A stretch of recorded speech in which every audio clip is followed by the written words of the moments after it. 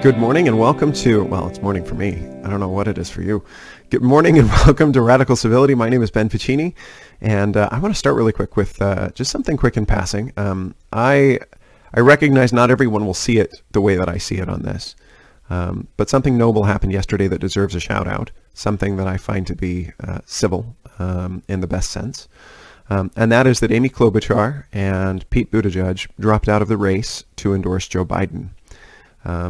I'm sure that I have cynical friends and also friends of mine who prefer the politics of Bernie Sanders and Elizabeth Warren, who aren't very pleased with what Mayor Pete and Senator Klobuchar are doing. But when I try to look at it objectively, what I see them doing is stepping back so that somebody else can win who they agree with more. I wish I saw more of that in politics. And I don't. So I think that they deserve kudos for that, and I'm grateful for it. Like I said, if you're a cynic, you think that they had it all planned out in advance and that it was just to improve their image. It's fine. I think they deserve some applause for the fact that they're willing to self-sacrifice. And I think the fact that so many people have commented on it and that it's kind of trending right now suggests that I'm not the only one who feels that way. So I think that's worth pointing out real quick. All right, two things I'm going to focus on today. So a friend of mine listened to my Bernie Sanders segment that was supposed to be 5 minutes and ended up being 20, and asked me to give Donald Trump the same treatment. These 5-minute episodes are quickly growing, so I'm going to try to keep it short. And then the second one is a friend of mine asked for my Nickelodeon this week if I could talk about what Donald Trump is doing in the State Department and in the Justice Department. I think it's more the Justice Department, actually, and how he is removing people. And, you know, the friend of mine referenced a purge. I'm going to try and take that on. I don't think I'll be able to do justice to both of those, but I'll at least try to mention them. What I'm doing today is I'm talking about maximum tolerable Trump. And again, just to remind everybody, the idea here is I don't have any intention of voting for Donald Trump. He is perhaps one of the politicians that I am most opposed to, which is ironic because on policy, we're actually fairly united on a number of different things. I'd say that we're probably 60, 70% united. And in a marginal sense, his policies are probably better. I should note in passing that I have for a long time derided Donald Trump on his foreign policy. And this week there was a signed agreement between the United States and the Taliban that could create a path for United States forces to leave Afghanistan in a more permanent way and to create peace there in the region. I don't know with foreign policy whether that's actually a good thing or a bad thing. It takes 30, 40, 50 years to figure out whether foreign policy was a good idea or a bad idea. But if a candidate that I liked had done that, I would be talking a lot about it. So credit where it's due. I hope that goes well. And I think Donald Trump deserves my honesty when it comes to the fact that he's done something that I would hope another politician would do. Having said all of that, I still don't like the man. And I mean that as a man, I don't like him. So this game that I'm playing is trying to figure out what would he have to do in order for me to get to vote for him. And I don't know that I would ever vote for him, but it's still an important game to play because it forces me to think through some really tough issues, and it forces me to articulate, you know, what are the most important things that I disagree with him on, and it forces my brain to say, what are the things about him that I like, and there are things about Bernie Sanders, who I talked about a couple episodes ago, and Donald Trump that I think are good things. So today, with that, why don't we get started? I'm giving a long prologue here. Why don't we get started? This episode is called Maximum Tolerable Trump.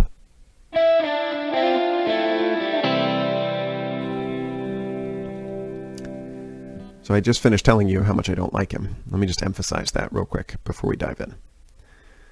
I think there are probably three things. I'm going to limit myself to three things, and I don't know that would be enough, but it's a good starting point. I think the first thing that Donald Trump needs to show me is that he is penitent and that he understands that grace is not cheap. When I talk about how the president is morally unfit to be president, people kind of respond with, what, you want him to be perfect? Or they'll say, well, do you think any other president is perfect? I don't engage in whataboutism, so I just, ignored that one.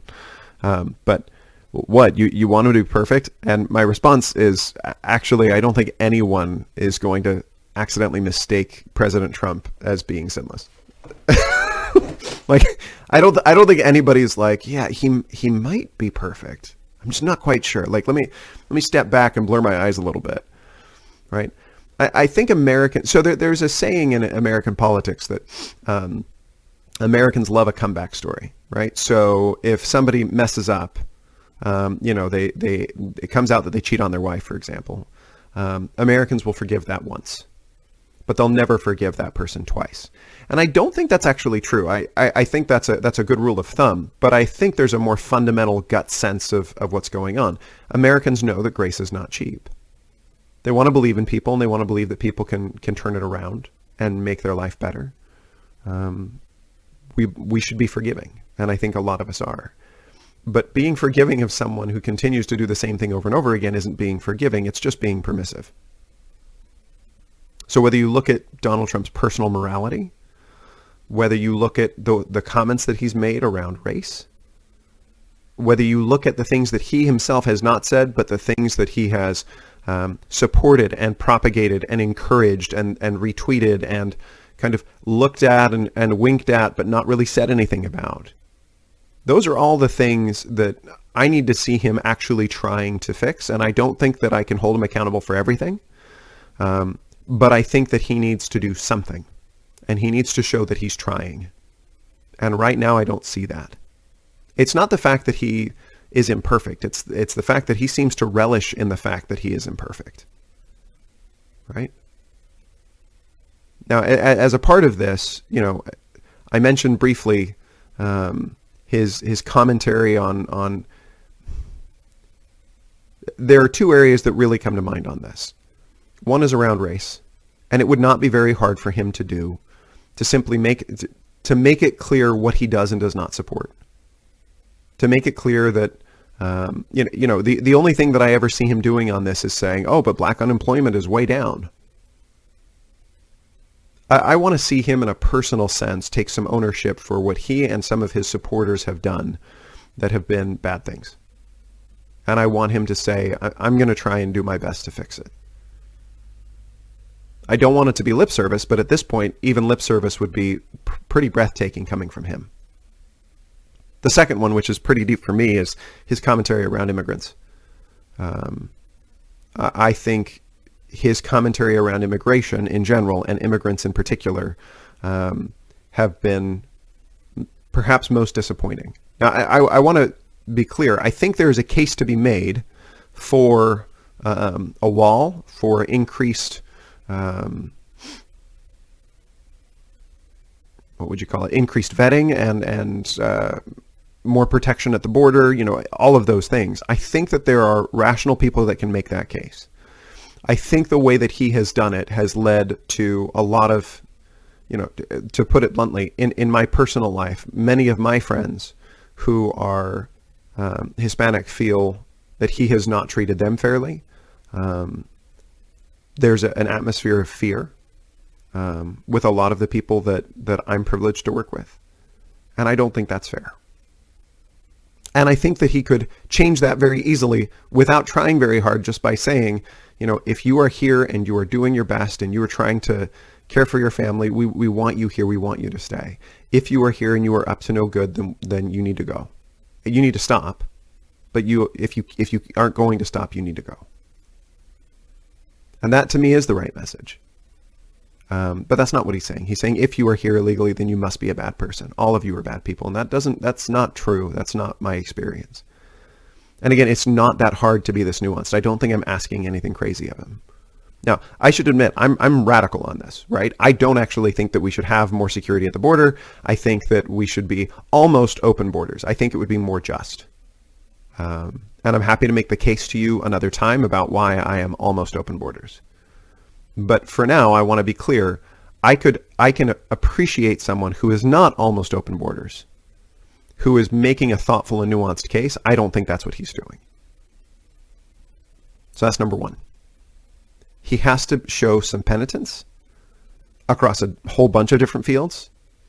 He needs to admit that he has more control culturally over this country than he can possibly imagine, and that his voice is echoed throughout the country when he says something that is negative towards a certain group.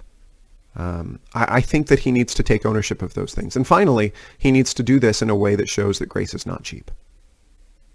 All right, that's number one. Number two, I think I have to hold him to the same bar that I hold Bernie Sanders. And that is that he has cut taxes. He has expanded government. He has blown through the records of deficit spending of every other president, as every president has so far. And I see no honest attempt to reduce the budget in a meaningful way. Now, I used to be a Republican. I still consider myself aligned with conservative values of smaller, limited government, less spending, and responsible fiscal stewardship. I don't see any reason why somebody like me could possibly follow Donald Trump. And that, I think, is the next big thing where I'm going to look at him and a lot of other Republicans and say, I think you are being a hypocrite. Now, I'll be the first to admit, if Donald Trump is the one who ends up cutting the budget, it'll probably be more ham-fisted than I like. It won't be as nuanced as I like. It won't be as careful. But I don't see any evidence that with every passing president, I feel like we're just careening faster down the fiscal cliff. I think that is certainly the case now. So that's number two. He has to do something serious toward balancing the budget. Thing number three, he has to put down the matches. Somebody referred to him, I think it was an Atlantic article, and I quite liked it. The phrase is that he is an institutional arsonist. I think that name fits.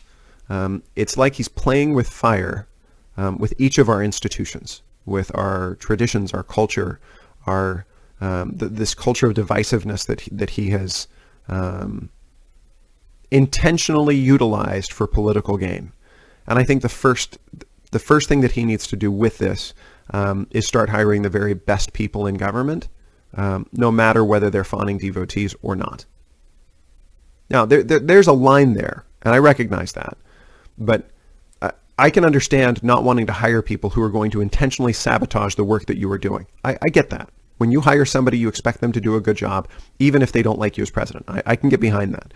But the ideological purge that appears to be happening, and maybe it's not, and maybe I'm wrong, but the reporting that I'm seeing says that there's an ideological purge happening where the president is not willing to hire anybody in nonpartisan positions that are mostly just about effectiveness and efficiency and doing a good job, that he's making them leave because they once criticized him for something.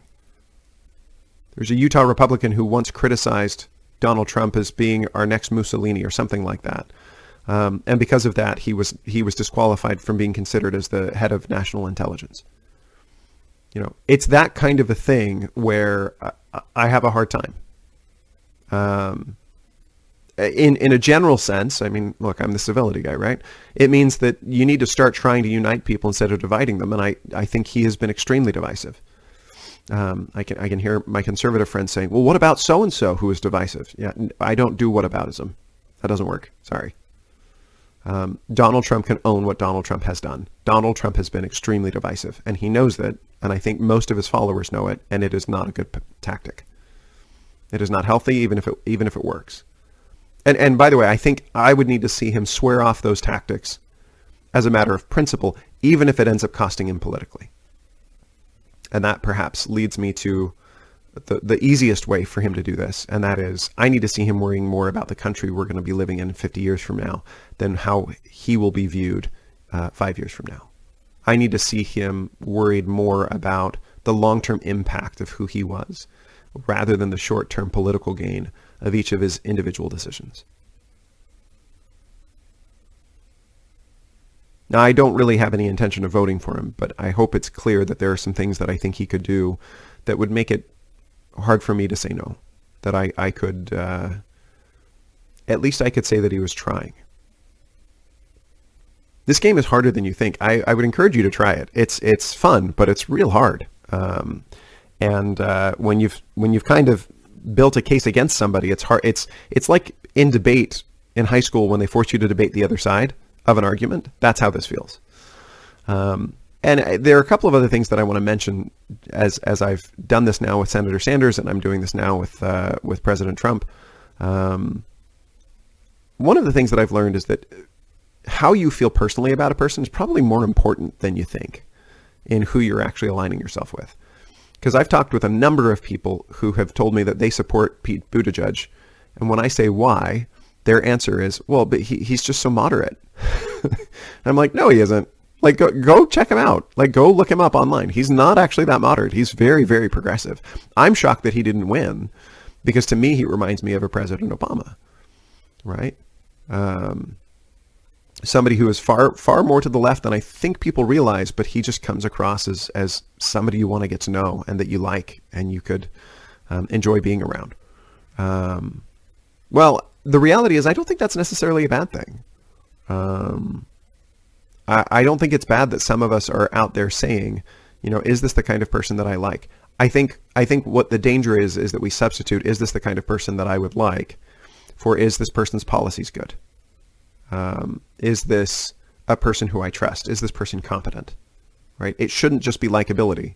I don't want to elect the person I want to go and have a beer with. I mean, I don't drink beer, but I don't want to, elect the person that I want to go and have a hot chocolate with, right?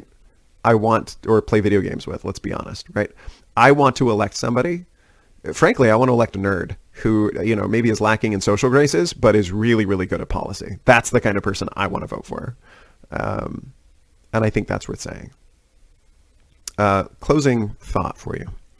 I heard recently in a podcast, they were joking, it was a conservative podcast, and they were joking about how all these are people who irrationally hate Donald Trump derangement syndrome, because he's not nice to people. Yeah, that, but unironically. I want my son to be able to look up to the president as a role model, and I don't feel the least bit bad saying that.